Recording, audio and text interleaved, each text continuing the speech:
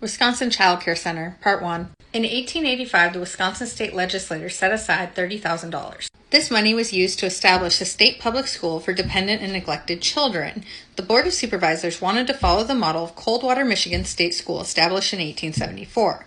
They chose a 165-acre location in Sparta due to good water, rich soil, an attractive location, and proximity to the railroad. Additionally, the school would create jobs and boost the local economy. Within 4 years of opening, 2,221 kids had passed through the doors, and the school was quickly running out of space. The school was originally only intended to be a holding place for abandoned, neglected, or needy children between the ages of 3 and 16 years old. In 1901, the school began to allow children under the age of 3, and 16-year-olds were sent back to the community they came from. Ultimately, children were placed in homes, indentured out, fostered, or adopted. The campus continued to grow to meet the needs of the children there. Wisconsin Child Care Center, Part 2. The Child Care Center was greatly overcrowded even within a few years of opening. The Child Care Center matrons felt that 20 to 25 children was an acceptable amount per cottage. However, each cottage housed 50 to 60 children. Despite the addition of new cottages, overcrowding was a persistent problem. Between overcrowding and exhausted resources, it isn't hard to understand how illness spread so rapidly through the Child Care Center. Medical care was extremely limited in the facility. Each child had an examination upon admission and a 2-week quarantine to prevent the spread of disease. The infirmary handled simple examinations, first aid, minor procedures, and general care.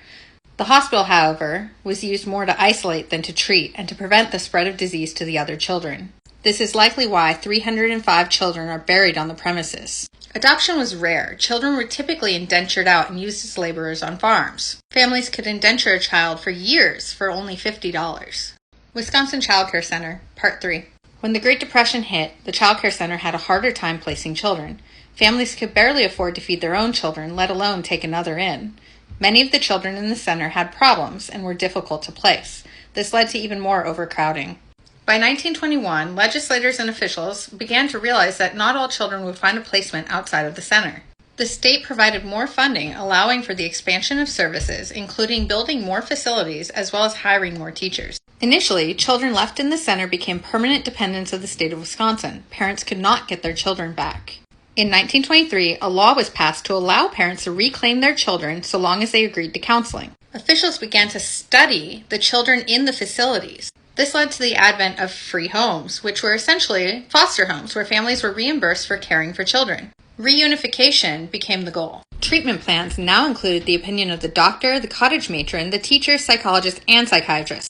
Wisconsin Child Care Center, Part 4. In 1929, a boarding program was established. Families could pay a fee and send their special needs child to the school. By the 1930s, the center had begun to focus on staff training. Employees received 2 weeks of education on how to care for children, including those with special needs. They were also instructed on appropriate and effective discipline, primarily in the form of loss of privileges. If a child was too troublesome, they were transferred to the Boys and Girls School in Waukesha. In 1932, an official infirmary was established.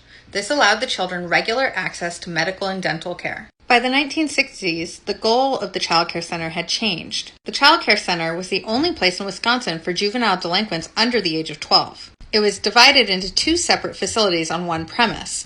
One, the Child Care Center, which housed neglected, abandoned, abused, and relinquished children, and the Annex, which housed children with special needs. Wisconsin Child Care Center, Part 5. The Child Care Center closed its doors on July 1, 1976, after serving the community for 89 years. Children who remained in the home at closure were moved to foster homes in the local community. The buildings and facilities were sold to the city of Sparta for $650,000.